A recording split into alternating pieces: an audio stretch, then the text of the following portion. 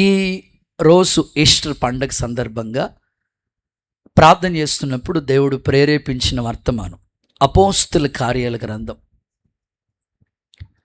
4వ అధ్యాయం 33వ వాక్యాన్ని నేను చదువుతాను. మీ పరిశుద్ధ గ్రంథాలు తెరిచి చూడాలని ప్రేమతో తెలియజేస్తున్నాం. అపోస్తుల కార్యాల గ్రంథం 4వ అధ్యాయం 33వ వాక్య భాగాన్ని చదువుతున్నాం. అపోస్తులు బహుబలముగా ప్రభువైన యేసు పునరుద్ధానమును గూర్చి సాక్ష్యమిచ్చిరి. దైవ కృప అందరి యందు అధికముగా ఉండెను. ఆమేనంటారా? ఒక్కసారి అందరూ నాతో కలిసి చెప్పండి ఈ మాట. అపోస్తులు, గట్టిగా చెప్పాలి, అపోస్తులు బహుబలముగా ప్రభువైన యేసు పునరుద్ధానమును గూర్చి సాక్ష్యమిచ్చిరి. మీకెంత బలం ఉందో అంత గట్టిగా క్లాప్స్ కొట్టండి. గుడ్. దేవుని కృప మీ మీద అధికంగా ఉండునుగాక. ఈరోజు మీకు చెప్పాలనుకున్న వర్తమానం పునరుద్ధానం అనండి. ఓకే, దేవుడు ఈ వర్తమానం ద్వారా మనల్ని బలపరచునుగాక. ఇక్కడ ఈ అపోస్తుల కార్యాల గ్రంథం చదువుతూ ఉంటే చాలా ఆశ్చర్యకరమైన మాటలు అపోస్తుల కార్యాల గ్రంథంలో మనకి చక్కగా కనబడుతూ ఉంటాయి. ఈ అపోస్తుల కార్యాల గ్రంథం చదువుతూ ఉన్నప్పుడు చాలా విలువైన మాటలు పరిశుద్ధాత్ముడు గ్రంథస్థం చేశాడు. ప్రత్యేకంగా ఈ 4వ అధ్యాయంలో పునరుద్ధానాన్ని గురించి మాట్లాడుతూ అపోస్తులు అంటే 12 మంది శిష్యులు యేసయ్య పునరుద్ధానాన్ని గురించి వాళ్ళందరూ కలిసి సాక్ష్యం ఇచ్చారు. ప్రభువు గురించి అద్భుతంగా వాళ్ళు ప్రకటించారు. నేను మిమ్మల్ని అడుగుతాను, ఏమనంటే ఒకప్పుడు శిష్యులు దేవునికి దూరం అయిపోయిన వాళ్ళు. ఒకప్పుడు శిష్యుల స్థితి దేవునికి ఆయాసాన్ని కలిగించిన సంభవాలు. కానీ ఎప్పుడైతే యేసయ్య మరణాన్ని జయించి తిరిగి లేచాడో ఆ పునరుద్ధానాన్ని బలాన్ని పొందుకున్న శిష్యులు, పునరుద్ధానం అంటే తిరిగి లేచుట. నిజంగా యేసు ప్రభు మరణాన్ని జయించి తిరిగి లేచిన ఆ సందర్భం ఎప్పుడైతే వారు విన్నారో, వారు కన్నులతో చూశారో, విన్న వాటిని గురించి చేసిన కార్యాలను గురించి చెప్పకుండా ఉండలేమని అపోస్తులు 12 మంది శిష్యులు కూడా ప్రభు గురించి సాక్ష్యం పలకటానికి ఇష్టపడ్డారు. వారు అడుగుపెట్టిన ప్రతి చోట కూడా పునరుద్ధానం గురించి ఎక్కువగా ప్రకటిస్తూ వచ్చారు. అందుకే లేఖనం ఏం చెప్తుందంటే, మరణము ఆయన్ని బంధించుట అసాధ్యం, మరణ వేదనలు తొలగించి తండ్రి ప్రభు అయిన యేసుక్రీస్తుని తిరిగి లేపినట్లుగా వాక్యంలో స్పష్టంగా రాయబడి ఉంది. కొంతమంది స్త్రీలు యేసు ప్రభు తిరిగి లేచాడు, ఆ వార్త విందామని, తిరిగి లేస్తానని చెప్పిన మాట వారు గుర్తుపెట్టుకుని వారు వెళ్ళారు. వెళ్ళినప్పటికీ అక్కడ తెరవబడిన సమాధి వాళ్ళకి కన్నులకి కనబడతా ఉంది. వాస్తవంగా ఒక రాయిని పొర్లించారు. చరిత్ర ఏం చెప్తుందంటే, ఆ సమాధి మీద పెట్టబడిన ఆ రాయి బరువు ఎంతో తెలుసా? గత రాత్రి చెప్పినట్లుగా ఈ రాయి బరువు ఎంత అంటే 2 టన్నులు. గత రాత్రి 1 టన్ను గురించి చెప్పాను. 1 టన్ను అంటే 1000 కిలోలు. అలాంటిది ఆ సమాధి మీద పెట్టబడిన ఆ రాయి బరువు చరిత్ర ఏం చెప్తుందంటే 2 టన్నులు అంటే 2000 కేజీలు. అంత బరువుని వెంటనే ప్రభు చెప్పినట్లుగా, మరణమా నీ ముల్లెక్కడా, మరణమా నీ విజయం ఎక్కడని మరణపు ముళ్ళును విరిచి తిరిగి మృత్యుంజయుడు తిరిగి లేచిన ఆ అనుభవాన్ని, అద్భుతం. ఆ సందర్భాన్ని మనం చదువుతూ ఉంటే చాలా ఆశ్చర్యం. ప్రభు అంటారు, ఆయన ఇక్కడ లేడు, ఆయన చెప్పినట్టుగానే లేచి ఉన్నాడు. చప్పట్లు కొడితే యేసయ్యకి మహిమ చెల్లిద్దామా? అదే ఆ పునరుద్ధానాన్ని గురించే శిష్యులు సాక్ష్యం చెప్పారు. నా ప్రార్థన, యేసయ్య మరణాన్ని జయించి తిరిగి లేచి 2026 సంవత్సరాలు అవుతుంది. ఈ పునరుద్ధానాన్ని గురించి నువ్వేం చేయాలంటే ప్రతి చోట యేసు నామములో సాక్ష్యం ఇచ్చే వ్యక్తిగా నువ్వు మార్చబడుదువుగాక, కృప విస్తరించునుగాక. ఒక్కసారే ప్రభు 500 మందికి కనబడ్డాడు. యేసయ్య మరణాన్ని జయించి తిరిగి లేచిన తర్వాత 40 రోజులు ఈ భూమి మీద సంచరించాడు. ఇంకా చెప్పుకోవాలంటే లేఖన సత్యంలో రాయబడిన అద్భుతమైన మాట ఏమిటంటే, సజీవుడైన వారిని మీరెందుకు మృతుల్లో వెతుకుతున్నారు అని ప్రశ్నించాడు ప్రభు. నిజంగా ఈ ఉదయకాలం మీ అందరికీ అర్థమయ్యే రీతిలో ఈ వాక్య ప్రక్షాళనం యేసయ్య మీకు బోధ చేయునుగాక. ప్రభు కృప మీకు విస్తరించునుగాక. ఒక క్రైస్తవునికి నిరీక్షణ ఏంటో తెలుసండి? తెరవబడిన యేసు ప్రభు యొక్క ఖాళీ సమాధి. ఈరోజు నువ్వు వెతకవలసింది ఏంటో తెలుసా? తెరవబడిన యేసుక్రీస్తు ప్రభు యొక్క ఖాళీ సమాధి. ఇదే క్రైస్తవునికి గొప్ప నిరీక్షణ, ఇదే క్రైస్తవుని యొక్క బలం. కానీ ఈరోజు చాలామంది ఈ నిరీక్షణ విడిచిపెట్టి ఇంకా సమాధుల వైపుకు వెళ్ళటం ఎంత శోచనీయం. దేవుడు వెతకమన్నది ఏమిటంటే, సజీవుడైన వారిని మీరు ఇంకా మృతుల్లో ఎందుకు వెతుకుతున్నారు? నేను అక్కడ లేను, తిరిగి లేచి ఉన్నానని ప్రభు చెప్పాడు. ఈ ఉదయకాలం యేసు నామములో కృప మీ మీద కుమ్మరించునుగాక. ఎవరికైనా పుట్టినరోజు ఉంటుంది, చనిపోయిన రోజు ఉంటుంది. కానీ మనం ఆరాధించే దేవుని గొప్పతనం ఏమిటంటే, పుట్టినరోజు క్రిస్మస్, మరణించిన రోజు గుడ్ ఫ్రైడే, తిరిగి లేచిన రోజు అదే ఈస్టర్. చప్పట్లు కొట్టండి, యేసయ్యకి మహిమ. సో ఇంత గొప్ప దేవుణ్ణి దేవుడిగా నువ్వు కలిగి ఉండటం ఎంత ధన్యత. చాలామంది కొంతమంది అభిప్రాయం ఏమిటంటే, చదువు రాలేని వాళ్ళకైతే యేసు ప్రభు మరణాన్ని జయించి తిరిగి లేచాడని చెప్తే అందరూ నమ్మేస్తారు. మేము చదువుకున్నాము, మాకు బాగా తెలుసు అని సైంటిస్టులు కొంతమంది పరిశీలన చేశారు, ప్రయోగాలు చేశారు. ఎన్ని విధాలుగా వాళ్ళు ప్రయోగాలు చేసి ప్రయత్నించినా వాళ్ళకి ఆధారం దొరికింది. అదే తెరవబడిన ఖాళీ సమాధి. దేవునికి స్తోత్రం. మీకు కూడా యేసు ప్రభు ఖాళీ సమాధి, తెరవబడిన సమాధి చూడాలని ఆశ ఉంటే యెరూషలేముకి రెడీ అవ్వండి.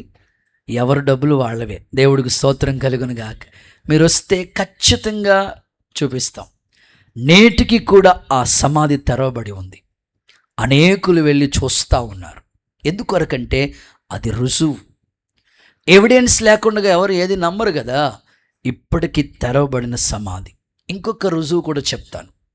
అదేమిటంటే, శిష్యులు ఒకప్పుడు పారిపోయేవాళ్ళు. ఒక్కరోజు కూడా దేవునితో పాటు మోకాళ్ళు వేసి ప్రార్థన చేసే అనుభవం లేదు. మాట్లాడితే నిద్రపోయేవాళ్ళు బ్యాచి. అలాంటి శిష్యులు ప్రభువుని బొంకిన పేతురు కావచ్చు. పేతురైతే, యేసు ప్రభు అయితే మామూలుగా సిలువ వేయబడితే పేతురు తలకిందులుగా సిలువ వేయబడ్డాడు. హతసాక్షులైపోవటానికి వాళ్ళు ముందుకు వచ్చారంటే ఆయన పునరుద్ధాన శక్తిని చూశారు వాళ్ళు. నేను మిమ్మల్ని అడుగుతున్నాను, మొట్టమొదట యేసు ప్రభు మరణాన్ని జయించి తిరిగి లేచిన తర్వాత ఎవరికి కనపడ్డారు? అమ్మా మీకేనమ్మా, మగ్దలేని మరియ కనబడ్డాడు. అన్ని సీట్లు మీకే. బస్సు ఎక్కిన స్త్రీలకు కేటాయించిన కుర్చీల్లో వారినే కూర్చుని మా సంగతి ఏమైపోవాలమ్మా ఏమో తెలియదు. బస్సు ఫ్రీ బస్సు ఎవరికమ్మా? మీకే. మాకే అనొచ్చు కదమ్మా, వందనాలమ్మా. మొట్టమొదట మగ్దలేని మరియకు కనబడ్డాడు. నేను ఆలోచించాను, ప్రభా మా పేతురు అన్నయ్య ఉన్నాడు కదా, ఏమైపోయాడు ఆయన? 10 దానికి ముందుంటాననేవాడు కదా. ఈ పేతురు కనపడకుండా ఏంటి ప్రభా? అక్కోళ్ళు జాన్ వెస్లీ బాబు, మా అక్కోళ్ళకు ఉండే కృపావరం ఏమిటంటే అడ్వర్టైజ్మెంట్ చేయాలంటే ఫస్ట్ అందుకే వాళ్ళకి కనపడ్డాను. దేవుడికి స్తోత్రం చెప్పండి ఒకసారి. నిజంగా యేసు ప్రభు శిష్యులకి కనబడలేదు, కానీ ఫస్ట్ మగ్దలేని మరియ కనబడు. ఈ మరియ వెళ్ళి చెప్తుంది, దేవదూత మాకు ప్రత్యక్షమే చెప్పారు, తెరవబడిన ఖాళీ సమాధిని చూసాం. పేతురుతో చెప్తే, తర్వాత శిష్యులందరితో చెప్తే అప్పుడు వారు విశ్వసించారు. అప్పుడు ప్రభు కోసం సాక్షులుగా, ఆ పునరుద్ధానం కొరకే సాక్షులుగా బ్రతికారు.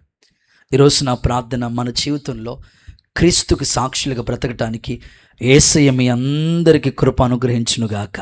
ఇంకొక అద్భుతమైన మాట చెప్తానండి.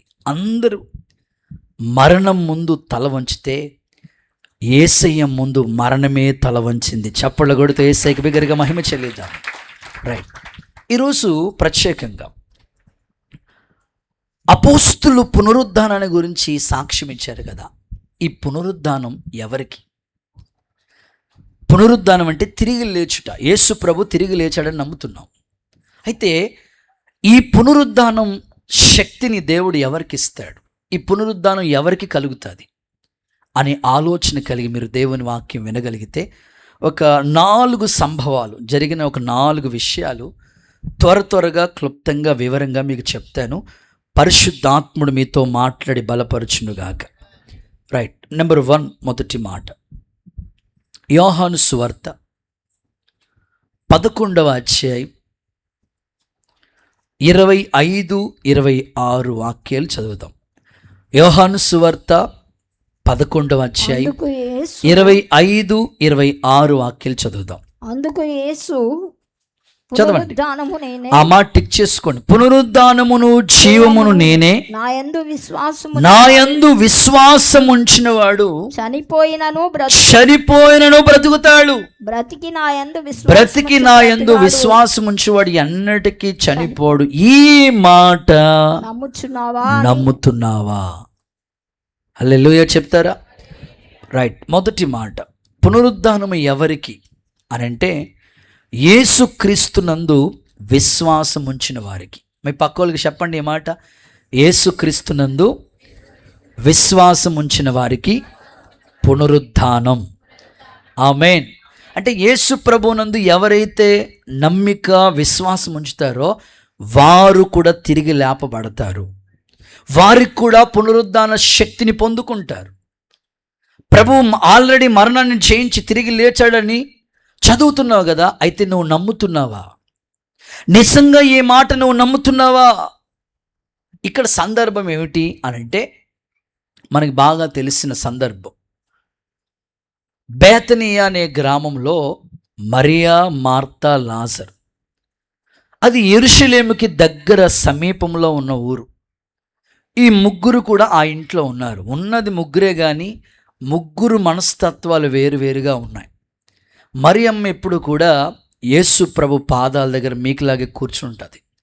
మార్తమ్మ ఎప్పుడు కూడా ఎప్పుడు వంట వారిపిక, అసలు తెల్లారితే నిద్రపోయినా పడుకున్నా ఏం వండాలి, ఏం చేయాలి, రేపటికి ఏంటి ప్రిపరేషన్, ఇట్లాగే అయ్యో యేసు ప్రభు వస్తాడు, ఏం వెరైటీ చేద్దాం, ఎప్పుడు ఇదే వంట వార్పులోనే ఉంటుంది. ఫేమస్ మాట మార్తమ్మ. సో వాళ్ళ తమ్ముడున్నాడే లాజర్ అన్నయ్య, వాడు ఎప్పుడు ప్రార్థనలో పొరపాటును కూడా కూర్చోడు, ఎప్పుడు బయట తిరుగుతూ ఉంటాడు. ముగ్గురు ఉన్నది ఇంట్లో, కానీ ముగ్గురు మనస్తత్వాలు వేరువేరుగా ఉన్నాయి. విచిత్రమైన సంగతి ఏమిటంటే యేసు ప్రభు యెరూషలేము ఎప్పుడు వెళ్ళినా ఆ ఇంటికి తప్పకుండా ప్రార్థన చేయకుండా ఎప్పుడు వెళ్తూ ఉండేవాడు కాదు, తప్పకుండా విజిట్ చేసేవాడు. అందుకే మీలో చాలామంది అడుగుతూ ఉంటారు, అయ్యా మా ఇంటికి విజిటింగ్ రండి పాస్టర్ గారు, చాలా రోజులు అయిందండి. ఎందుకయ్యా అంటే దైవజనులు వచ్చుట మంచిది. వారి ఇంటికి ఎప్పుడు ఖచ్చితంగా ఆ ఊరు వెళ్ళినా ఆ ఇంటికి ప్రార్థన చేయకుండా వెళ్తూ ఉండేవాడు కాదు. ఆయన ఖచ్చితంగా వెళ్ళేవారు, విజిట్ చేసేవారు. వెళితే వాళ్ళు యేసు ప్రభు చక్కగా వారిని గౌరవిస్తూ చక్కగా రోజులు గడుపుతూ ఉన్నాయి. ఒకరోజు ఆ ఊరికి వెళ్ళాలి, కానీ ఆ ఇంటిలో ఉన్న లాజరు ఉన్నాడే జబ్బు చేసి చనిపోయాడు. యేసు ప్రభుకి కౌరు పెట్టారు. 4వ రోజు ప్రభు వస్తూ ఉన్నాడు. ఒకసారి చేతులు ఎత్తి అందరూ హల్లెలూయా చెప్పండి. మీరు మరో విధంగా భావించొద్దు, మీకు అర్థమయ్యేటట్లుగా చెప్తాను.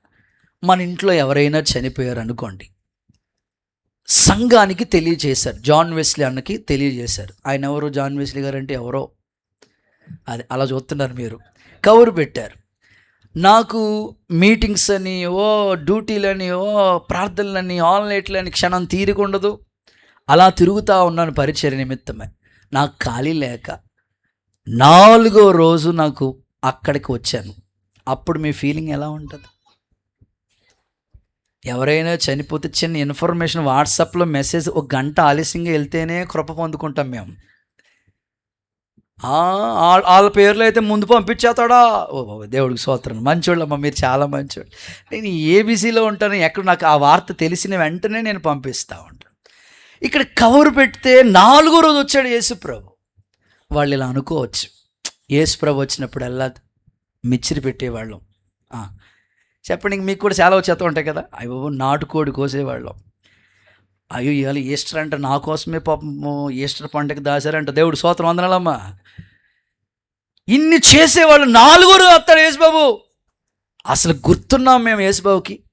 మీరు కూడా కొంతమంది అనుకుంటారు, మా ఇంటికి వచ్చాను ఎన్ని రోజులు అయిపోతుందో, మేమెందుకు గుర్తుంటాం, కొత్త వాళ్ళంటే ఇష్టం యేసయ్యకి. దేవుడికి స్తోత్రం, మీరు కూడా ఇష్టమేనమ్మా.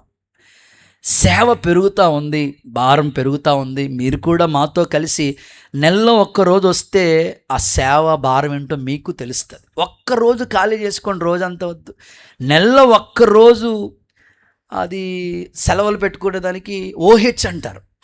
అలా పెట్టుకుని ఓ రోజు మాతో పాటు రండి, మీకు తెలిసిపోతుంది. 4వ రోజు వెళ్ళాడు యేసుప్రభు. విచిత్రమైన సంగతి ఏంటంటే అక్కడ మార్తమ్మ ఉంది.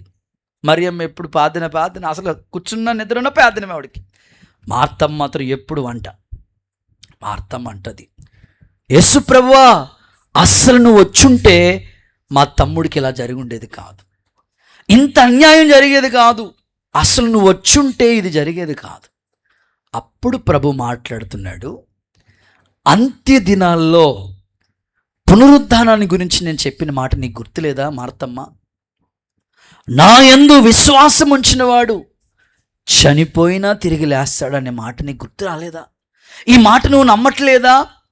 నిజంగా నమ్ముతున్నావా అని అడిగాడు ప్రభు. వెంటనే నమ్ముతున్నానయ్యా అన్నది మార్తమ్మ. బయలుదేరి వెళ్ళారు ప్రభు. అప్పటికే వాసన వచ్చేస్తుంది. 4 రోజులు బాడీ అలా ఉంటే, డీప్ ఫ్రిడ్జ్లో ఉంటే ఎట్లా ఉంటుందని, దారుణంగా కదా. వెంటనే ప్రభు కన్నీళ్లు విడిచి ఇలా ప్రార్థన చేశాడంట, లాజరు కమౌట్, బయటికి రా అని పిలిచిన వెంటనే 4 రోజులు సమాధిలో ఉన్న వ్యక్తి తిరిగి అద్భుతంగా తిరిగి లేచిన సందర్భం. చప్పట్లు కొట్టండి ఒకసారి, యేసయ్యకి మహిమ. సో నేను అంటాను, ఈ చనిపోయిన లాజరుకి పునరుద్ధానం, తిరిగి లేచే ఆ అనుభవం ఎలా కలిగిందనంటే మార్తమ్మ విశ్వసించుట ద్వారా. ప్రభు అన్నాడు, నిజంగా నమ్ముతున్నావా? ఈరోజు ఈ పునరుద్ధానాన్ని నమ్మలేని వాళ్ళు చాలామంది ఉన్నారు. నీవు నమ్మకపోతే ఆ ఎత్తబడే ఆ అనుభవంలో నీవు ఉండవు. ఇప్పటికీ రుజువులు ఉన్నాయి, శాస్త్రవేత్తలు పరిశీలన చేశారు. ఈ పునరుద్ధానానికి వ్యతిరేకంగా బోధ చేసిన వాళ్ళు కూడా మారారు. ఈరోజు నువ్వు విశ్వసించగలిగితే నీకు కూడా ఈ పునరుద్ధానంలో పాలిభాగస్వామి అవుతావు. యేసయ్య అలాంటి కృపను నీకు ఇచ్చునుగాక. మైనస్గా 2 సందర్భాలు మీకు చెప్తాను. కొరింథీ సంఘం గురించి చదువుదాం. కొరింథీలకు రాసిన మొదటి పత్రిక 15వ అధ్యాయం 12 నుంచి కొన్ని మాటలు చదువుతారు భక్తులు, విందాం. 15 వరకు చదవండి. అక్క మైక్ నన్ను. క్రీస్తు మృతుల్లో నుండి మొదటి కొరింథీలకు రాసిన పత్రిక 15వ అధ్యాయం 12 నుంచి 15 వరకు చదువుతున్నారు.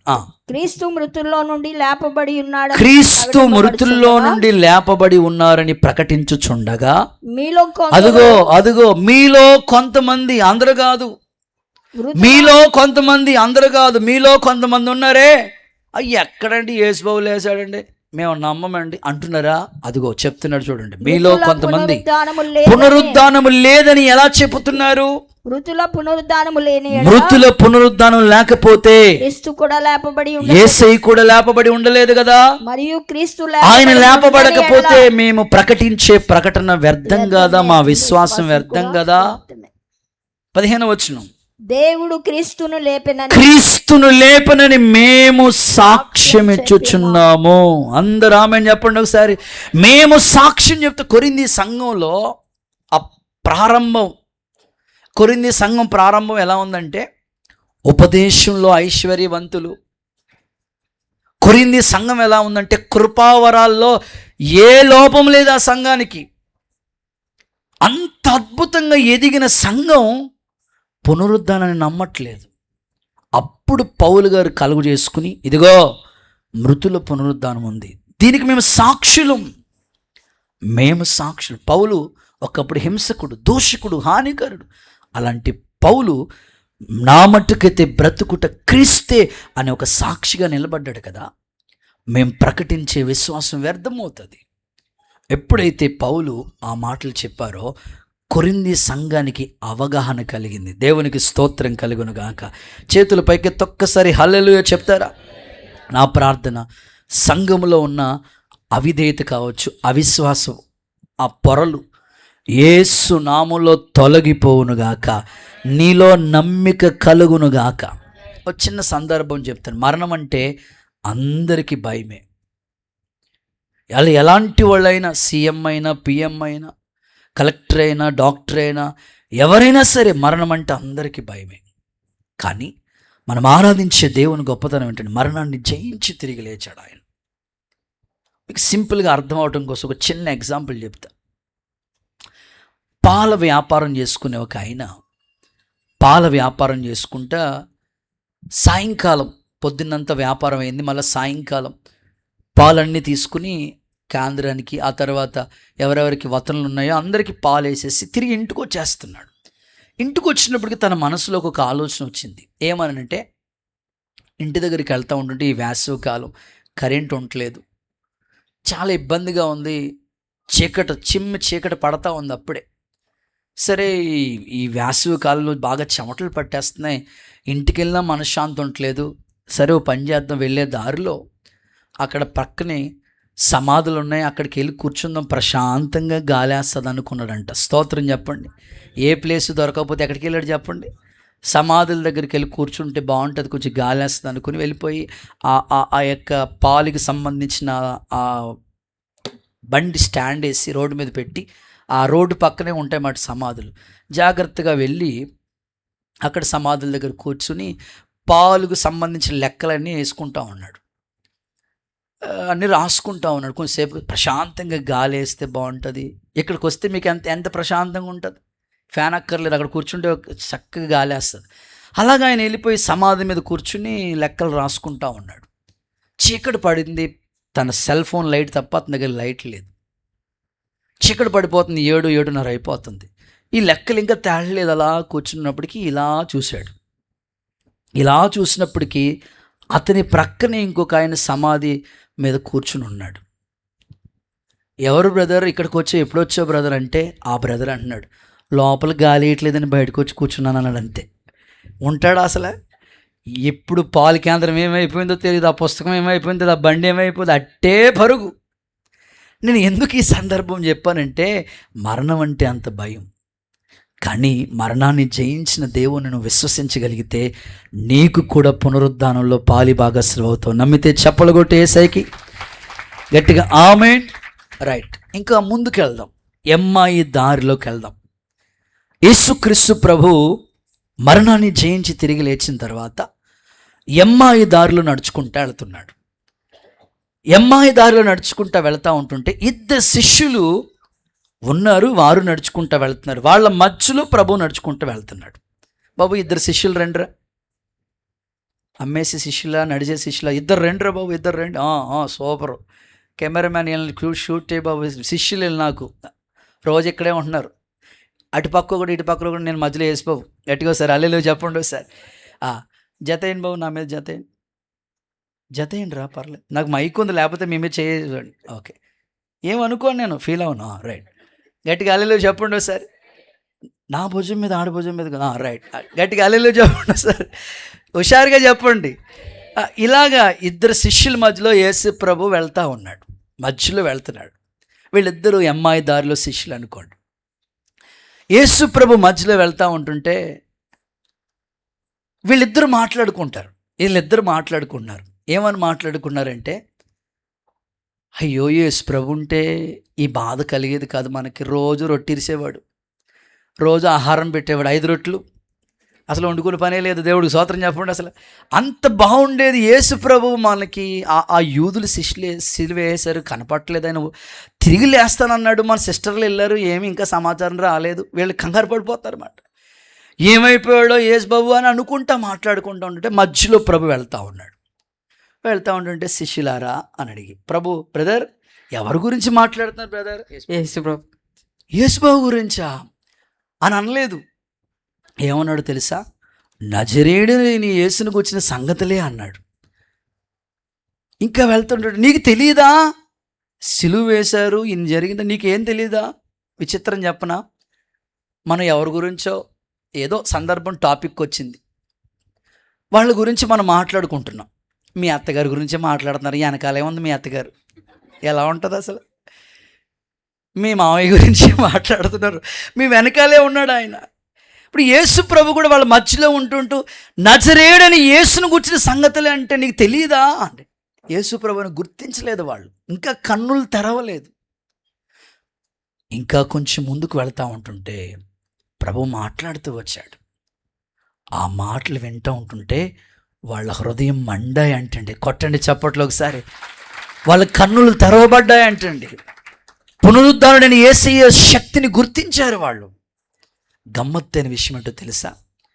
ప్రభు వారు గుర్తుపెట్టడానికి ప్రభు అడిగాడు, మీ దగ్గర ఏముందో తీసుకురండి అంటే ఒక కాల్చబడిన అప్పం ఒకటి తీసుకొస్తే వారి కన్నులు ఎదుట ప్రభు తిన్నాడు, భుజించాడు. అప్పుడు ఆ పునరుద్ధాన శక్తిని పొంది యెరూషలేం అంతా సాక్షులుగా బ్రతికారండి. గట్టిగా చప్పట్లు కొట్టండి. సార్ కూర్చో, ఆ మాటలు ఒకసారి మీకు చదివిస్తాను. అప్పటి వరకు వాళ్ళు నమ్మలేదు. ఎలా నమ్మగలిగారో చూపిస్తాను చూడండి. లూకాసు సువార్త 24వ అధ్యాయం. అందరూ మీ ఓపెన్ యువర్ బైబిల్. లూకాసు సువార్త 24వ అధ్యాయం. కొన్ని మాటలు మీకు చెప్తాను, జాగ్రత్తగా మీరు ఆలకించాలని కోరుకుంటున్నాను. లూకాసు సువార్త 24వ అధ్యాయం 19 నుంచి కొన్ని మాటలు చదువుతారు. ఆయన అవి ఏమని వారిని అడుగున, అవి ఏమని వారిని అడిగాను. వారు నజరేయుడైన యేసును కూర్చున్న సంగతులే. ఆయన దేవుని ఎదుట ప్రజలందరి ఎదుటను క్రియల్లోను వాక్యములోను శక్తి గల ప్రవక్త అయి ఉండెను. 30వ వచనం చదవక. వారు ఆయనతో కూడా భోజనము చేయుటకి కూర్చుండగా ఒక రొట్టెను పట్టుకొని స్తోత్రం చేసి దాన్ని విరిచి వారికి పంచి పెట్టగా వారి కన్నులు వారి కన్నులు తెరవబడి ఆయనను గుర్తుపట్టి ఆయన్ని గుర్తించారు. వాళ్ళ హృదయాలు మండాయి. కొట్టండి కొట్టండి చప్పట్లు యేసయ్యకి బిగ్గరగా. అందుకే ప్రభు పునరుద్ధాన సాక్ష్యాన్ని వాళ్ళు శిష్యులు ప్రకటించారు. ఈరోజు నా ప్రార్థన ఏమిటంటే, నీలో ఇంకా అపనమ్మిక ఉంటే ఈ ఉదయకాలం నీకు పునరుద్ధాన శక్తిని చూడాలన్నా, ఆ శక్తి మీద ఆనుకుని ఆధారపడాలన్నా, నీలో సంపూర్ణ నమ్మిక కలిగితే ఖచ్చితంగా ఈ పునరుద్ధానంలో నువ్వు కూడా పాలి భాగస్వామి అవుతావు. యేసయ్య ఇలాంటి కృపదేవుడు నీకు దయచేయునుగాక. కొంచెం గట్టిగా ఆమేన్ అంటారా? సో యేసు ప్రభు యొక్క ఔన్నత్యాన్ని గురించి చెప్పడానికి మరొక శిష్యుడు గురించి కూడా చెప్తాను. ఇందులోనే సందర్భం మీకు బాగా తెలుసు. తోమ అంటేనే అవిశ్వాసి. శిష్యులందరూ కలిసి ఒక చోట గదిలో ఉండి ప్రార్థన చేసుకుంటా ఉన్నారు. అది ఆదివారం సాయంకాలం. ప్రభు వాళ్ళ మధ్యలోకి వచ్చి మీకు సమాధానం కలుగునుగాక అన్నాడు. అద్భుతం. వాళ్ళందరూ ప్రభు శక్తిని చూశారు. అయితే తోమ అక్కడ లేడు. తర్వాత తోమ వచ్చినప్పుడు చెప్పారు శిష్యులు, ఇలాగ ప్రభువుని మేము చూసాం. అవునా? నేను ఆయన గాయాల్లో చెయ్యి పెడితే కానీ నమ్మను, నేను చూస్తే కానీ నమ్మను. ప్రభు మరలా శిష్యులందరూ ఒక గదిలో ఉన్నప్పుడు మరలా వచ్చాడు ప్రభు. అప్పుడు కూడా నమ్మట్లేదు. అప్పుడు తోమాతో ప్రభు అంటారు, ఇదిగో చూసి నమ్మిన వారి కంటే చూడ నమ్మిన వారు ధన్యులు. అప్పుడు తోమ ఆయన చేతిలో చెయ్యి ఉంచితేనే గాని నమ్మలేదు. చదువుదాం ఆ మాటలు. యోహాను సువార్త 20వ అధ్యాయం 27 నుంచి 29 వరకు కొన్ని మాటలు చదువుతారు. తరువాత తోమను చూచి, ఆ నీ వ్రేళ్ళు ఇటు చాచి ఆ నా చేతులు చూడుము, ఉమ్, నీ చెయ్యి చాచి నా ప్రక్కలో ఉంచి ఆ అవిశ్వాసివి అవిశ్వాసివి కాక విశ్వాసివై విశ్వాసివై ఉండు. అందుకు తోమా, ఉండుతో నా ప్రభువా నా దేవా, అని అను. యేసు నువ్వు చూసి నమ్మితివి, చూడక నమ్మిన వారు ధన్యులు అని ధన్యులు. అతనితో చప్పట్లు చప్పట్లు యేసుకి బిగ్గరగా మహిమ చెల్లించండి. ఇదే తోమ మన భారతదేశానికి వచ్చి మొట్టమొదట బ్రాహ్మణ్స్కి ప్రభు సువార్త చెప్పాడు. దేవుని కొరకు హతసాక్షి అయిపోయాడు. ఇంత నమ్మని అవిశ్వాసి దేవుడి కొరకు ఎలా హతసాక్షి అవ్వగలిగాడు? ఒకటే, పునరుద్ధాన శక్తిని నమ్మాడు. దేవునికి స్తోత్రం కలుగునుగాక. నమ్మితే ఒకసారి అందరూ ఆమేనండి. కాబట్టి నీ ఆత్మీయ జీవితంలో ఎప్పుడు యేసయ్య పునరుద్ధానం మీద అపనమ్మకం ఉంచొద్దు. ఆయన మరణాన్ని జయించి తిరిగి లేచాడు. నీకు కూడా పునరుద్ధానంలో పాలివస్తులు కావాలంటే దేవుని మీద నువ్వు సంపూర్ణ విశ్వాసంతో నమ్మిక ఉంచగలిగితే ఈ పునరుద్ధానంలో నువ్వు పాలిభాగస్థువు అవుతావు. అలాంటి కృప దేవుడు నీకు దయచేయునుగాక. మీలో ఉన్న అవిశ్వాసపు నేత్రాలు వెలిగించబడునుగాక, మోయబడిన కన్నులు తెరవబడునుగాక, అద్భుతం ఈ ఉదయకాలం జరుగునుగాక. ఒక సందర్భం చెప్తాను. జనరల్గా మాట్లాడాలంటే భౌతికంగా ఐరన్ చాలా బలమైంది. ఐరన్ రాడ్ చాలా స్ట్రాంగ్గా ఉంటుంది. అందుకే మనం బిల్డింగ్ నిర్మాణానికి ఐరన్ స్ట్రాంగ్గా ఉండేటట్లుగా వాడుతూ ఉంటాం. విశాఖ స్టీల్ అని బోల్డ్ అని వచ్చినాయి కదా. ఏది స్ట్రాంగ్గా ఉంటుందో అది వాడుతూ ఉంటారు. అయితే ఇంత స్ట్రాంగ్గా ఉండే ఈ ఐరన్ కన్నా బలమైన ఒక అగ్ని ఆ ఐరన్ దగ్గరికి వస్తే ఆ ఐరన్ ఎంత స్ట్రాంగ్గా ఉన్నా ఆ ఐరన్ బెండ్ అయిపోతుంది, వంగిపోతుంది. ఓ మాటలో చెప్పాలంటే కరిగిపోయిన అనుభవాలు చేస్తాయి. ఇంత బలమైన ఐరన్ని అగ్ని ఏం చేసిందంటే బెండ్ చేసేసింది. ఇప్పుడు ఐరన్ కంటే అగ్ని బలమైనది, వాస్తవమే. అగ్ని చాలా బలమైంది. ఎంతోమంది ఆ అగ్నికి ఆహుతైపోయిన సందర్భాలు ఎన్నో. ఇంత బలమైన ఈ అగ్నిని నీళ్లు వేసామనుకోండి, ఎంత బలమైన అగ్ని ఏమైపోతుంది చెప్పండి? మొత్తం ఆ అగ్ని అంతా కూడా ఆరిపోతుంది. ఐరన్ బలమైందే. ఈ బలమైన ఐరన్ని అగ్ని వేసినప్పుడు అది బెండ్ అయిపోయింది. ఈ అగ్ని బలమైందే. ఈ బలమైన అగ్నిని వాటర్ వేసినప్పుడు అది బెండ్ అయిపోయింది. మొత్తం ఆ అగ్ని అంతా ఆరిపోయింది. అప్పుడప్పుడు చూడండి, అగ్ని కాలిపోతున్నప్పుడు, ఫైర్ అయిపోతున్నప్పుడు వచ్చిన వెంటనే ఆ వాటర్తో అలా వాటర్ చేసినప్పుడు ఆరిపోతూ ఉంటుంది. ఇంత బలమైన అగ్నిని వాటర్ చల్లార్చేస్తే ఈ వాటర్ని లీటర్ తాగేస్తున్నాడు మనిషి. దేవుడికి స్తోత్రం చెప్పండి. కావాలంటే చూడండి, ఎవరి బాటిల్ వాళ్ళే, ఎవరు నీళ్ళు ఆలి. దేవుడికి స్తోత్రం. ఎన్ని లీటర్లు తాగారు ఇప్పుడు పుట్టినప్పటి నుంచి లెక్కేసుకోండి అక్క, అమ్మ. ఇంత బలమైన వాటర్ని మనిషి తాగేస్తున్నాడు. మనిషి తాగేస్తూ ఉంటుంటే ఈ మనిషిని మరణం మింగేస్తూ ఉంది. అవునా కాదా? బలమైన మనిషిని మరణం మింగేస్తూ ఉంటుంటే ఆ మరణాన్ని దేవుడు జయించాడు. కొట్టండి చప్పట్లు. మరణమా నీ ముల్లెక్కడా? మరణమా నీ విజయం ఎక్కడా? మృత్యుంజయుడే తిరిగి లేచాడు. నువ్వు నమ్మగలిగితే నీకు కూడా పునరుద్ధాన శక్తిని దేవుడు ఇవ్వబోతున్నాడు. కృప కలుగునుగాక. రైట్, రెండో మాటలోకి వచ్చేస్తాను. సెకండ్, ఒకటి, పునరుద్ధానం ఎవరికి అనంటే యేసుక్రీస్తునందు విశ్వాసం ఉంచిన వాళ్ళకి పునరుద్ధానం. రెండు, అపోస్తలుడైన పౌలు ఫిలిప్పీలకు రాసిన పత్రిక 3వ అధ్యాయం 9 నుంచి 11 వరకు. అపోస్తలుడైన పౌలు ఫిలిప్పీలకు రాసిన పత్రిక 3వ అధ్యాయం 9 నుండి 11 వచనాలు చదువుతారు. క్రీస్తుని సంపాదించుకుని ధర్మశాస్త్ర మూలమైన నా నీతిని కాక క్రీస్తునందలి విశ్వాసమునందలి నీతి గలవాడనై అనగా విశ్వాసమును బట్టి దేవుడు అనుగ్రహించు నీతి గలవాడనై ఆయన యందు అగుపడు నిమిత్తము ఓకే ఏ విధము చేతనైనా సరే మృతుల్లో నుండి నాకు పునరుద్ధానము కావాలి. ఆ మాట టిక్ చేసుకోండి. మృతుల్లో నుండి పునరుద్ధానం కావాలని ఆయన మరణ విషయంలో సమాన అనుభవం గలవాడనై ఆయనను ఆయన పునరుద్ధాన బలాన్ని తెలుసుకునే నిమిత్తం ఆయన శ్రమల్లో పాలివాగస్నై ఉన్నాను. సమస్తాన్ని నష్టంగా ఎంచుకున్నాను. పెంటతో సమానంగా వెనుకున్నవన్నీ మరిచి ముందున్న వాటి కోసమే వేగరమే పరిగెత్తాను. ఈ అనుభవాలన్నీ చెప్పుకుంటూ ఆ 9 నుంచి చదువుకుంటూ వస్తే ఒక మాట అన్నాడు. ఏమి అనంటే, నా నీతి కాదు దేవుని నీతిని నేను కలిగి ఉన్నాను అన్నాడు. దేవునికి స్తోత్రం చెప్పండి ఒకసారి. సో రెండవ మాట ఏమిటంటే, నీతి గలవారికి అనండి.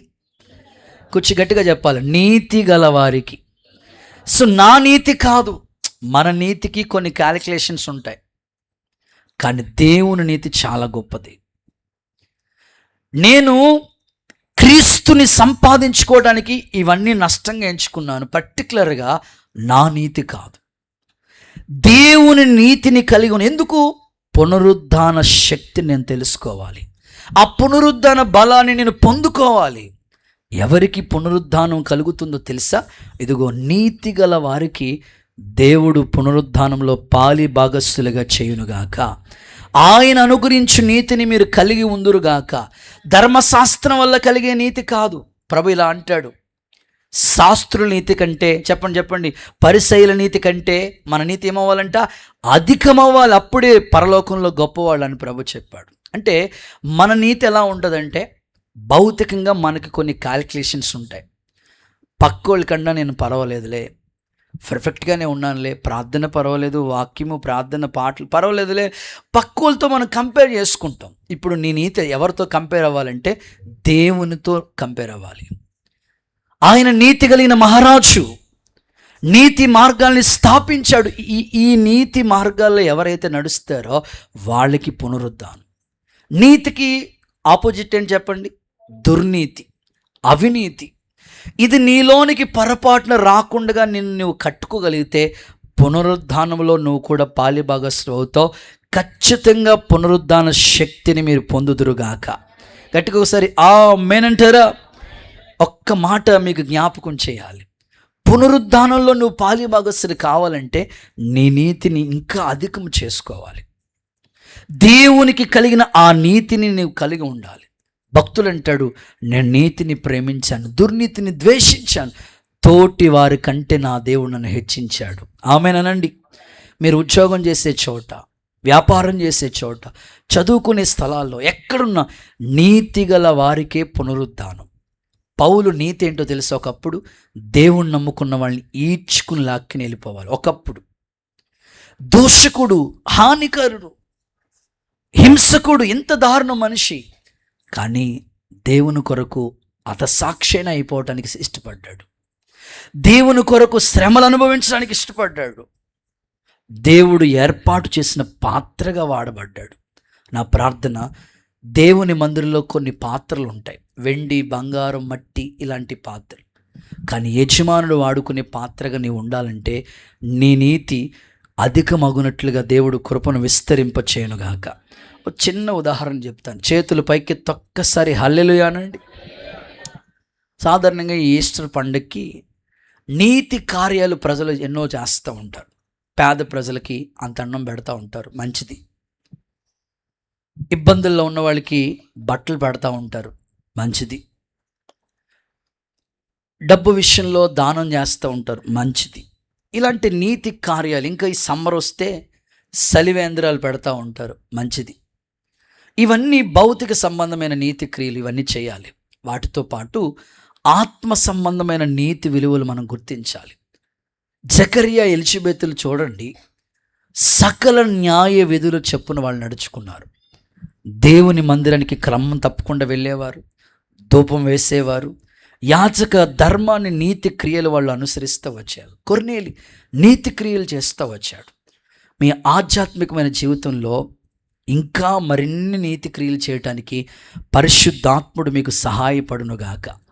రాయలసీమలో నేను 1 సంవత్సరం కాలం సేవ చేశాను. దైవజనులు రాజశేఖర్ అయ్య దగ్గర సేవ నేర్చుకున్నాను 1 సంవత్సర కాలం. రాయలసీమలో ఇలాంటి ఈస్టర్ పండుగ వస్తే వాళ్ళు అక్కడ పెట్టిన పేరు ఏంటంటే సమాధుల పండుగ.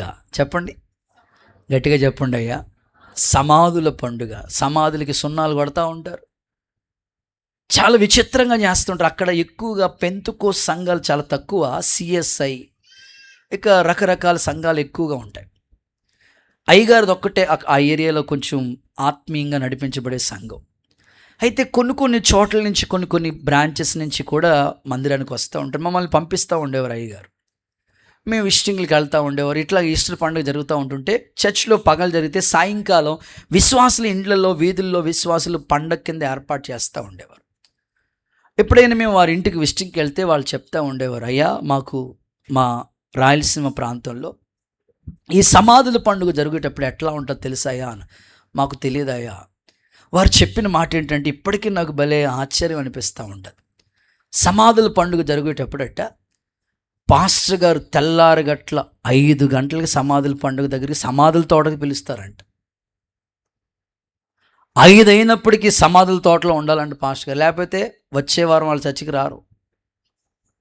అంత స్ట్రిక్ట్ అంట. ఖచ్చితంగా సమాధుల దగ్గరికి పాస్టర్ గారు రావాలంట. వాళ్ళు చెప్తా ఉంటే మాకు ఆశ్చర్యం అనిపించింది.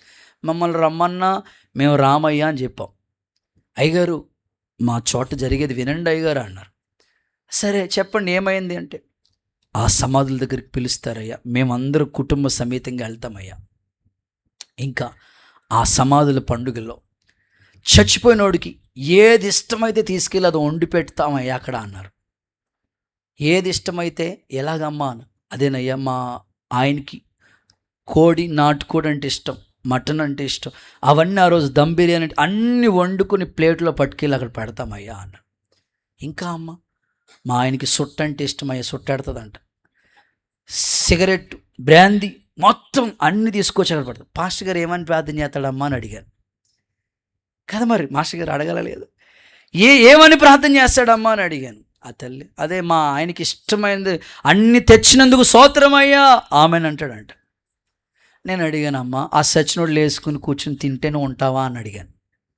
సచ్చినోళ్ళు వేసి కూర్చుంటూ ఉంటారా?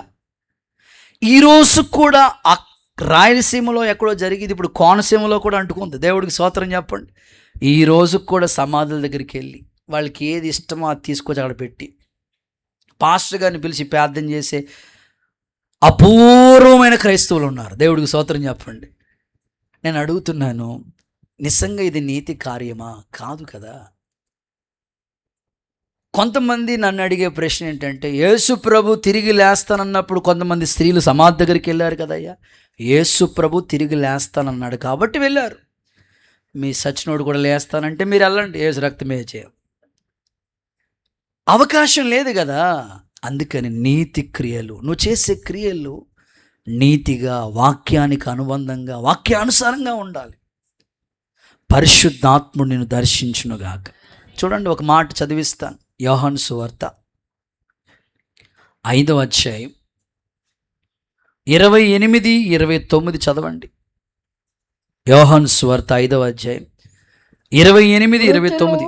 దేవుని కుమారుని శబ్దం విని ఆశ్చర్యపడకండి, ఒక కాలం వస్తుంది, గడియ వచ్చుచున్నది, ఆ కాలం వస్తా ఉంది, ఇప్పుడే వచ్చి ఉన్నది, దానిని వినువారు జీవింతురని మీతో నిశ్చయంగా చెప్పుచున్నాను. యోహాను సువార్త 5వ అధ్యాయం 28 దాకా 29 దాకా. దీనికి ఆశ్చర్యపడకండి, ఒక కాలం వస్తుంది, ఆ కాలంలో సమాధుల్లో ఉన్న వారందరూ ఆయన శబ్దం విని మేలు చేసిన వారు జీవ పునరుద్ధానానికి, కీడు చేసిన వారు, అది కీడు చేసిన వాళ్ళు తీర్పు పునరుద్ధానానికి బయటికి వస్తారు. ఆమేనంటారు ఒకసారి గట్టిగా. మేలు చేసిన వాళ్ళు జీవ పునరుద్ధానానికి వెళ్తారు, కీడు చేసిన వాళ్ళు తీర్పులోకి వెళ్తారు. అందుకే ఈ భూమి మీద ఉండగానే నీతి క్రియలు నువ్వు చేయాలి. ఆ క్రియలే నీ వెంట వస్తాయి, ఏది రాదు.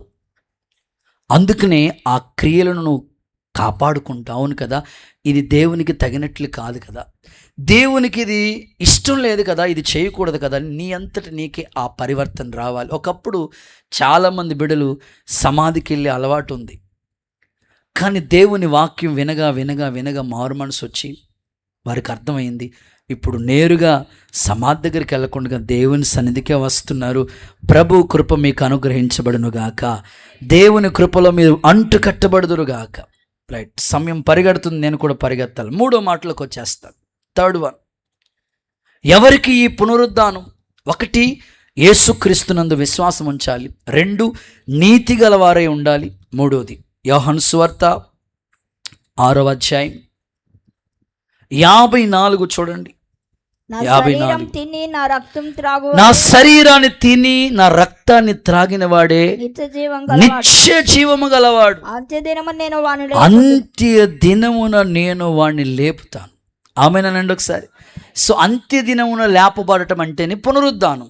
3వదిగా ప్రభు బలలో పాలు పంపులు పొందాలి. చెప్పండి నాతో కలిసి ఈ మాట, ప్రభు బలలో పాలు పంపులు పొందాలి. కొంచెం గట్టిగా ఆమేన్. ప్రభు బలలో పాల్గొనాలి. అలాంటి వాళ్ళకి ఖచ్చితంగా పునరుద్ధానం ఉంది. 1 నెల తీసుకుని, ఓ నెల నా మనసు బాగోలేదని అన్నయ్య అక్కయ్య, లేదు నా మనసు నా మీద నేరారోపణ చేస్తుంది, నేను బల్ల తీసుకోలేను, అలాగవద్దు. వాయిదాలు వేయొద్దు. నేను అడుగుతాను, నెల రోజులు నీ మనస్సాక్షి సరవదా? నెల రోజులకు కదా మనం ప్రభు బల తీసుకునేది. ఒక్కరోజు ఉదయకాలం ఒకవేళ ఎవరి మీదైనా కోప్పడితే సాయంకాలం లోపల సమాధానం పడిపోమన్నాడు ప్రభు. నెల రోజులు నీకు అవకాశం ఇచ్చినప్పుడు మనస్సాక్షిని శుద్ధి చేసుకోకుండా ప్రభు బలలో నువ్వు పాలి భాగస్సులు కాపోతే నీకు నిత్య జీవం లేదు, అంత్యదినమున లేపబడే స్థితి లేదు. అందుకనే ఈ ప్రభు బలలో ఖచ్చితంగా మస్ట్ అండ్ షుడ్ పాల్గొనాలి. అట్లాగని సినిమాలు చూస్తా, అట్లాగని లోక సంబంధమైన వ్యవహారాలన్నింటిలో ఉంటా, ఏదో ఆచారంగా పాల్గొంటే అది శిక్షా విధి. దిద్దుకోండి, సరిచేసుకోండి. నిత్య జీవానికి మనం పాత్రులు అవ్వాలి, అంత్యదినమును లేపబడాలి. ఈ పునరుద్ధాన శక్తితో దేవుడు మిమ్మల్ని నింపునుగాక. చూడండి, బైబిల్లో ఈ వాక్యం చదివిస్తున్న అపోస్తలుడైన పౌలు కొరింథీయులకు రాసిన 1వ పత్రిక 11వ అధ్యాయం 28 నుంచి కొన్ని మాటలు అక్కడ చెప్తా ఉన్నాడు కదా. ప్రభు బల్ల ఎలా తీసుకోవాలో చెప్తున్నాడు కదా. అపోస్తలుడైన పౌలు కొరింథీయులకు రాసిన పత్రిక 11వ అధ్యాయం 28. కాబట్టి ప్రతి మనుష్యుడు తను తనను తానే పరీక్ష చేసుకోవాలి, టెస్ట్ చేసుకోవాలి. అలాగు చేసి ఆ రొట్టెను తిని ఆ పాత్రలోనిది త్రాగవలెను. ప్రభు శరీరం అని ఒకేలా అలా అని వివేచించకుండా తాగితే శిక్షా విధి అన్నాడు. సో వివేచించు, ఇది ప్రభు శరీరము, నా కొరకే నలగొట్టబడ్డాడు, నా కొరకే ఈ త్యాగం ప్రభు చేశాడు, ఇందులో నేను పాలు పంపులు పొందితేనే నాకు నిత్య జీవం ఉంటుంది, అప్పుడే నాకు పునరుద్ధానం. లేకపోతే పునరుద్ధాన శక్తి నేను పాలు పంపులు పొందలేను. ఈరోజు ఆలోచించండి, మన చర్చ్లో జరిగిన ఒక చిన్న సాక్ష్యం చెప్తాను. ఇలాగే బలారాధన జరుగుతూ ఉంటే పిల్లలు కలిగిన ఆ తల్లిదండ్రులు పిల్లలకి చాలాసార్లు చెప్పేవారట, అమ్మ బాప్తిస్మాలు తీసుకోండి అమ్మ, బల్ల తీసుకోండి అమ్మ అండి. పిల్లలు కదండి, వాళ్ళకి తెలిసినా సరే ఇప్పుడు కాదులే ఎగ్జామ్ పాస్ అయితే చూద్దాం, లేకపోతే ఇప్పుడు కాదులే జాబ్ వస్తే చూద్దాం, ఇప్పుడు కాదులే అని అట్లా వాయిదాలు వేస్తూ వచ్చారట. ఒకరోజు బల్లారాధనకి బాప్తిస్మాలు పొందలేని వాళ్ళందరూ బయట ఉండండి అని సేవకులుగా మేము చెప్తాం కదా. ఆ మాట వాళ్ళు విని బాప్తిస్మాలు పొందిన వాళ్ళందరూ లోపల ఉన్నారు, పొందలేని వాళ్ళందరూ బయట ఉన్నారు. భోజనాల కార్యక్రమం అంతా అయిపోయింది, బల్లారాధన అంతా అయిపోయింది. ఇంటికి వెళ్ళిన తర్వాత వాళ్ళ కూతురు వాళ్ళ అబ్బాయి ఇద్దరు వాళ్ళ తల్లిదండ్రులను అడుగుతున్నారట, అన్నయ్య మమ్మల్ని అందరి మధ్యలో బయట ఉండమని చెప్పాడు, చాలా బాధ కలిగింది తెలుసా, స్తోత్రం చెప్పండి ఒకసారి. అప్పుడు ఆ నాన్న అన్నాడంట, అన్నయ్య చాలా మంచోడు కాబట్టి బయట ఉండమన్నాడు, యేసుప్రభు నరకని పొమ్మంటాడు, మరి చూసుకో అన్నారంట. ఇంకా ఇంట్లోకి వెళ్ళిన తర్వాత ఏడుపు ఆగట్లేదంట ఆ పాపకి, వాళ్ళ అబ్బాయికి ఏడుపు ఆగట్లేదంట. అయ్యో అన్నీ మంచిగానే బయట ఉండమన్నాడు, యేసుప్రభు నరకంలో పొమ్మంటాడు, అయ్యో పొరపాటును కూడా మేము బాప్తిస్మాలు పొందకుండా ఉండకూడదని వెంటనే వారం తిరగకుండానే నెక్స్ట్ వీక్ కల్లా వాళ్ళిద్దరూ బాప్తిస్మాలు పొంది బల్లకి యోగ్యులుగా మార్చబడ్డారు. చప్పలు కొడుతూ ఒకసారి యేసయ్యకి మహిమ చెల్లిద్దామా? ఆ ప్రార్థన, రక్షణ పొందకుండా ఉండొద్దు. నిత్య జీవంలో నువ్వు పాలి భాగస్సులు కావాలంటే ఖచ్చితంగా బాప్తిస్మ అనుభవం ఉండాలి. పొందిన నీవు క్రమం తప్పకుండా ఈ బల్ల ఆరాధన, హోలీ కమ్యూనల్ సర్వీస్లో ఖచ్చితంగా పాల్గొనాలి. అప్పుడు నిత్య జీవానికి నువ్వు వారసుడవుతావు. పునరుద్ధానంత శక్తితో దేవుడు నింపునుగాక. రైట్, చివరి మాట, ఆఖరి మాట చెప్పి ముగిస్తాను. తెస్సలోనికీయులకు రాసిన మొదటి పత్రిక 4వ అధ్యాయం 14వ వాక్యం చదువుదాం. యేసు మృతి పొంది తిరిగి లేచనని మనం నమ్మిన యెడల అదే ప్రకారము యేసునందు నిద్రించిన వారిని దేవుడు ఆయనతో కూడా వెంట పెట్టుకుని వచ్చును.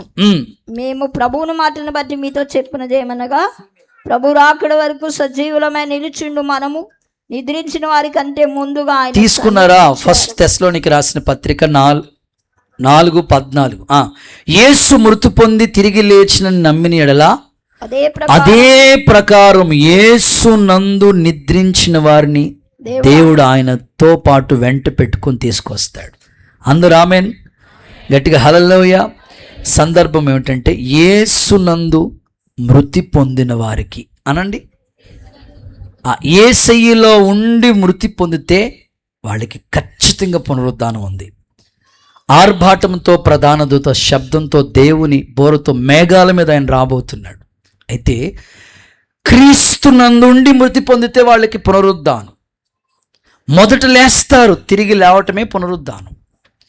మీ బంధువుల్లో, మీ కుటుంబ సభ్యుల్లో కరోనా టైంలో ఒకవేళ ఎవరినైనా పోగొట్టుకున్న వాళ్ళు ఇక్కడ ఉండొచ్చు. హెల్త్ సమస్యతో బంధువులు ఎవరైనా కోల్పోయిన వాళ్ళు ఉండొచ్చు. ఈ మాటలు చెప్తున్నాను నేను కూడా. మా తల్లి గారు ఈ లోకంలో లేదు, నిత్య మహిమలోకి వెళ్ళిపోయింది. మా తండ్రి కూడా లేరు, ఆయన మహిమలోకి వెళ్ళిపోయారు. అయితే ఒక నిరీక్షణ ఉంది, మా తల్లిని నేను చూస్తాను. ఈ నిరీక్షణ మమ్మల్ని సిగ్గుపరచదు. ఎందుకంటే ఆమె క్రీస్తు నందుండి. మా అమ్మ ఎంత పట్టుదల తెలుసండి. నేను అనుకుంటాను, పట్టుదల అంటే మా అమ్మాయి. దేవుడికి స్తోత్రం. అస్సలు మామూలు పట్టుదల కాదు, ప్రతి దానికి పట్టుదలే. మందిరానికి రామ్మ అంటే ఏమన్నా తెలుసా? నాకెక్కడ కుదురుతుందిరా, నీకంటే కుదురుతుంది, ఎస్ బాబా ఎస్ బాబా అంటావు. అస్సలు వచ్చేది కాదు. చాలా నిష్టగా ఎన్నో పూజా కార్యక్రమాలు చేస్తూ ఉండేది. పేరే లక్ష్మీబాయి, వాళ్ళ అక్క పేరు రమాబాయి. ఇద్దరు కవల పిల్లలు. చిన్నప్పుడు ఎవరో తెలియక పాలు తాగేత ఉండేవాడి. దేవుడికి స్తోత్రం చెప్పండి ఒకసారి. చిన్నప్పుడు తెలియక ఇద్దరు ఒకలా, ఇప్పటికీ ఒకేలా ఉంటారు. అస్సలు నమ్మేది కాదు మా అమ్మ. ఆవిడ నమ్మకం ఆవిడకు ఉండదు. వాళ్ళ నాన్నగారు టీచర్, రామ్మూర్తి మాస్టర్ గారు. అంటే ఆయన దగ్గర చదువుకున్న పిల్లలు చాలామంది ఇప్పుడు చెప్తా ఉంటారు, మీ తాతయ్య గారు మాకు పాఠాలు చెప్పారని. అస్సలు అంత పట్టుదలతో ఉండేది మా అమ్మ. సేవకి వెళ్ళిపోతే ఒప్పుకునేది కాదు. సేవకు వచ్చేసి మందిరం పరిచయం జరుగుతున్నప్పుడు ఓ రోజు మమ్మల్ని చూద్దామని వచ్చి ప్రార్థనలో కూర్చుంది. అప్పుడు సభలు జరుగుతుంటే సభల్లోకి తీసుకొచ్చి కూర్చోబెడితే ఆ రాత్రి మారు మనసు వచ్చింది మా అమ్మకి. దేవుడికి స్తోత్రం. బాప్తిస్మం ఇవ్వడానికి నీళ్ళు లేకపోతే ఎక్కడో సల్లపిల్లిలో చెరువులో ఇచ్చాం మా అమ్మకి. దేవుడికి స్తోత్రం చెప్పండి. సో ఒక నిరీక్షణ నాకుంది, చూస్తాను మా అమ్మని. ఎందుకంటే క్రీస్తు నందుండి ఆమె మృతి పొందింది. మీ ఇంట్లో, మీ బంధువుల్లో ఒకవేళ ఎవరినైనా కోల్పోయిన వాళ్ళు దుఃఖపడొద్దు. ఒక నిరీక్షణ మనకుంది. క్రీస్తు నందు ఉంటే వాళ్ళు మొదట లేస్తారు, మనకన్నా మొదటి వరుసలో వాళ్ళు ఉంటారు. అందుకే ఆ కీర్తనలో ఆ పదాలు పెట్టారు, సి మేజర్. ఆ పదాలు 14వ పాటలో ఆ పదాలు పెట్టారు.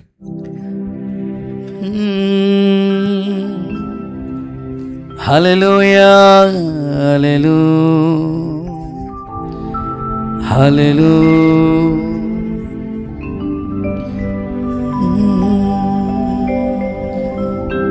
ప్రాణమా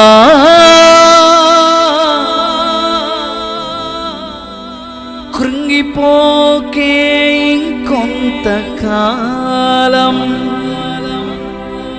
యేసు మేఘాలపై త్వరగా రానుండగా నిరీక్షణ కోల్పోకు. 1 2 స్తుతి పాడుచు నిన్నే ఆరాధించెదని,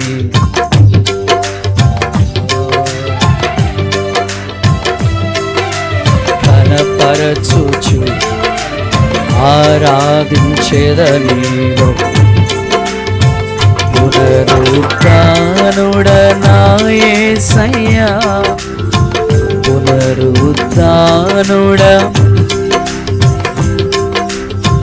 మరణము గెలిచి బ్రతికించితివి నన్ను, మరణము గెలిచి బ్రతికించితివి నన్ను. స్తుతి పాడుచు నిన్నే కనపరచుచు ఆరాధించెదనిలో. స్తుతి పాడుచు చూచు ఆరాధించెదనిలో. చప్పలు కొడదామా? ఒక నిరీక్షణ మనకుంది. ఆఖరి చరణం ఒక నిరీక్షణ ఉంది. యేసయ్య మేఘాల మీద రాబోతున్నాడు.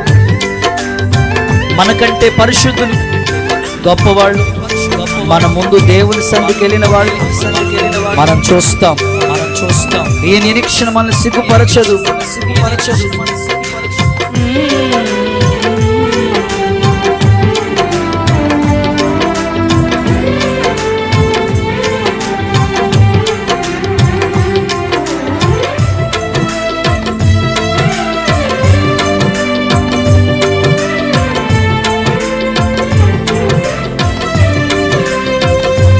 చెరలోనైన స్తుతి పాడుచు మరణము వరకు నిన్ను ప్రకటించెదా. చెరలోనైన స్తుతి పాడుచు, అందరు పాడదామా? మరణము వరకు, అందరూ హై పిచ్ లో పాడాలి. ప్రాణమా కృంగిపోకే ఇంకొంతకాలం, ప్రాణమా కృంగిపోకే ఇంకొంతకాలం. యేసు మేఘాలపై త్వరగా రానుండెను, నిరీక్షణ కోల్పోకున్నా. అందరు కలిసి పాడదాం. యేసు మేఘాలపై త్వరగా, నిరీక్షణ కోల్పోకు. చేతులు పైకెత్తి స్తుతి పాడుచు నిన్నే అయ్యా ఆరాధించెదనిలో. ఓ స్తుతి పాడుచు నిన్నే ఆరాధించెదనిలో జీవించుచు. హల్లెలూయా. మనకు ఒక నిరీక్షణ ఉందండి. ఈ నిరీక్షణ మనల్ని సిగ్గుపరచదు. ఖచ్చితంగా ఈ కన్నులతో మనం చూస్తాం. మీ బంధువుల్లో ఎవరిని కోల్పోయిన అధైర్యంగా ఉండకండి. పదే పదే గుర్తు చేసుకుని ఆడవద్దు. మరలా మేఘాల మీద ప్రభు వస్తాడు. సజీవులైన వాళ్ళు లేపబడతారు. ఈ నిరీక్షణ కలిగి జీవిద్దాం. ప్రభు ఇలాంటి ధైర్యాన్ని మీకు ఇచ్చునుగాక. దీనికి అనుబంధంగా ప్రకటన గ్రంథాన్ని రాసిన యోహాను ఒక చక్కని వాగ్దానంతో ధైర్యాన్ని కలిగించి ఒక మాట చెప్తున్నాడు. చూడండి, ప్రకటన గ్రంథం ఇది చదువుకుని మనం ప్రార్థన చేసుకుందాం. 14వ అధ్యాయం 13వ వాక్యం. ప్రకటన గ్రంథం 14వ అధ్యాయం 13వ వాక్యం. ఇప్పటి నుండి ప్రభువునందు మృతి నొందిన మృతులు ధన్యులని రాయబడి ఉంది కదా. నిజమే, వారు తమ ప్రయాసములు మాని విశ్రాంతి పొందుతున్నారు. వారి క్రియలు వారి వెంట పోవునని ఆత్మ చెప్పుచున్నారు. వారి క్రియలు వారి వెంట పోతున్నాయని ఆత్మ దేవుడు చెప్తున్నాడు. దేవునికి స్తోత్రం కలుగునుగాక. గట్టిగా ఆమేనంటారా? ఇప్పటి నుండి ప్రభువునందు మృతి పొందిన మృతులు ధన్యులు. వాళ్ళ ప్రయాసం మాని విశ్రాంతి పొందుతున్నారు. వాళ్ళు నిజంగా ధన్యులు అయిపోయారు. ఎందుకంటే ప్రభుతో కూడా వాళ్ళు ఉన్నారు. నిరీక్షణ మనకుంది. వాళ్ళు పరదేశంలో ఉన్నారు. ప్రభు వచ్చినప్పుడు ఆ సమాధులు తెరవబడతాయి. మృతులు సజీవులుగా పైకి ఎత్తబడే గుంపులో వారు ఉంటారు. మేఘాల మీద దేవుడు మళ్ళందరినీ కొనిపోతాడు. ఇది క్రైస్తవునికి గొప్ప నిరీక్షణ. నా స్నేహితుడు, 2 స్నేహితులు నేను కోల్పోయినప్పుడు చాలా దుఃఖపడ్డా. తణుకులో ఉంటాడు, మంచి తబలా ప్లేయర్, అసలు చెయ్యి లేకపోయినా అద్భుతంగా వాయించేవాడు. యాక్సిడెంట్లో చనిపోయాడు. ఆ సమాధి కార్యక్రమానికి వెళ్తే 1000 మంది వచ్చారు. అందరూ కళ్ళంపడ నీళ్ళు పెట్టుకున్నారు. కానీ ఒక నిరీక్షణ చూస్తాం. అలాగే అరుణ్ కుమార్ అయ్యగారు వాళ్ళ కుమారుడు ఒకే ఒక కొడుకు, మంచి స్నేహితుడు, సేవలో అనేకమైన ఆలోచన చెప్పి నడిపించిన గొప్ప స్నేహితుడు. వారు ప్రభువులోకి ఈ లోక యాత్ర విడిచిపెట్టారు. దేవుని పిల్లలకు ఒక నిరీక్షణ ఉంది.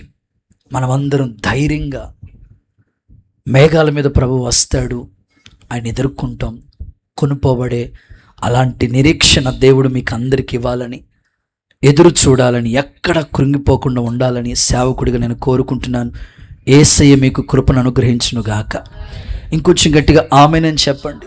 ఆ నిరీక్షణ ఏంటో చిన్న ఉదాహరణలో చెప్తా. గోధుమ గింజ భూమిలో పడి చనిపోతే కానీ అది మొలకెత్తదు. అలాగే క్రైస్తవునికున్న గొప్ప నిరీక్షణ ఏంటంటే, చనిపోయిన క్రీస్తునందున్న వాళ్ళు చనిపోతే తిరిగి లేస్తారు. ఎలా లేస్తారండి? ఇది మేము నమ్మలేకపోతున్నాం, మాకు అర్థమయ్యేటట్లుగా చెప్పండి అని అంటే మీకు చెప్తా. బీర విత్తనాలు ఉన్నాయి కదా, ఏదైనా విత్తనాలు తీసుకుని ఆ విత్తనాలని తీసుకెళ్ళి మీరు భూమిలో పాతినప్పుడు ఆ విత్తనం ఆల్రెడీ చనిపోయింది. ఆ చనిపోయిన విత్తనం ఎలా మొలకెత్తింది? ఒక బీర విత్తనమే చనిపోయిన విత్తనం ఎండిపోయింది, అదే మళ్ళా మొలకెత్తింది కదా. అలాంటిది క్రీస్తులో జీవం ఉంది కదా. ఆయన యందు మృతి పొందితే ఖచ్చితంగా నిత్య జీవం గల వారిగా మారుతాం. ఇది గొప్ప నిరీక్షణ. ఇంకో మాట చెప్పనా, ఎండిపోయిన ఎముకలోనికి జీవాన్ని పంపించిన దేవుడికి అసాధ్యమైనది ఏదైనా ఉన్నదా? చెప్పండి, చెప్పండి, ఉందా? మరి ఎందుకు నీకు నిరీక్షణ కలగట్లేదు?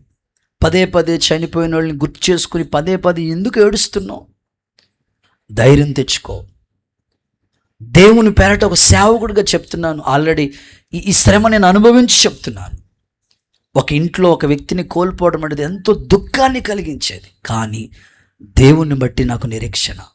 ఈ కన్నులతోనే చూస్తాను. ఆమెను చెప్పండి. మీకు కూడా మీ ఇంటోళ్ళైన ధైర్యంగా ఉండండి, నిరీక్షణతో ఎదురు చూడండి. ఈ నిరీక్షణ మనల్ని సిగ్గుపరచదు. ఆమెనండి. యోబు ఒక అద్భుతమైన మాట అంటాడు కదా, నా విమోచకుడు సజీవుడు నాకు తెలుసు, ఈ కన్నులతోనే నేను చూస్తాను. అప్పటికే చర్మం చివుకు పట్టేసిందండి, పురుగులు తినేసింది. కానీ యోబుకి ఎంత నిరీక్షణ అంటే, ఖచ్చితంగా చూస్తాను. ఇలాంటి ధైర్యంతో మీరు ముందుకు సాగిపోవాలని సేవకుడిగా నేను కోరుకుంటూ ఈ కొద్ది మాటలు దేవుడు మన వినికిడిలో ఆశీర్వదించునుగాక. నేను ముగిస్తున్నాను. యేసయ్య పునరుద్ధానాన్ని గురించి అపోస్తులు సాక్ష్యం చెప్పారు. వాళ్ళు కన్నులతో చూశారు, వాళ్ళ చేతులు ఆయన శక్తిని తాకాయి. అయితే ఈ పునరుద్ధానం ఎవరికి దేవుడిస్తాడు అని అంటే 4 మాటలు చెప్పాను. నెంబర్ 1, యేసయ్యనందు విశ్వాసం ఉంచితే ఖచ్చితంగా తిరిగి లేపబడే కృపిస్తాడు. నెంబర్ 2, నీతి. నీ నీతి ఎప్పుడు నువ్వు కాపాడుకుంటూ ఉండాలి. నెంబర్ 3, ప్రభు బల్ల ఎట్టి పరిస్థితుల్లో మిస్ అవ్వద్దు, నిత్య జీవం, యుగయుగాలు ప్రభుతో ఉండే ధన్యత. నెంబర్ 4, నిరీక్షణ. ఇక్కడ యేసునందు మృతి పొందిన వారు మొదట లేస్తారు. అదే నిరీక్షణతో కూడిన జీవం. క్రీస్తునందుండి చనిపోతే మన పునరుద్ధాన శక్తిని మనం పొందుకుంటాం. ఇలాంటి ధైర్యంతో మీరు ప్రభువు రాకడని ఎదుర్కోవాలని, ధైర్యంగా ఉండాలని, ఎక్కడ కృంగిపోకూడదని, మరొక్కసారి ఈ పునరుద్ధాన దీవెనలన్నీ మీరు పొందుకోవాలని కోరుకుంటూ ఈ కొద్ది మాటలు దేవుడు మన వెనుకల్లో దీవించునుగాక.